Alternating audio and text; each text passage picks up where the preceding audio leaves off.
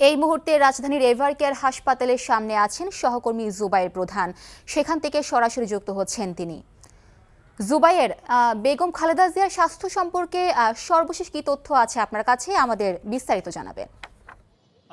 মিলি, বেগম খালেদা জিয়া এই এভারকেয়ার হাসপাতালে ভর্তি হওয়ার পর থেকেই তার শরীরের যে পরীক্ষা নিরীক্ষা, সিটি স্ক্যান, এন্ডোস্কোপি, এগুলো প্রতিদিনই কিন্তু হচ্ছিল। সর্বশেষ তার যে পরীক্ষা, সেখানে সেটি কিছুটা ভালো রিপোর্ট এসেছে, তবে সেটি আশঙ্কা মুক্ত নন, এরকমটা কিন্তু মেডিকেল বোর্ডের পক্ষ থেকে জানানো হয়েছে। একই সাথে প্রায় 2 ঘন্টা আগে এখানে পুত্রবধূ ডাক্তার জুবাইদা রহমান তিনি এখানে এসেছেন। এখনও কিন্তু তিনি ভিতরে রয়েছেন, সার্বিক যে খোঁজ খবর তিনি সেটি রাখছেন।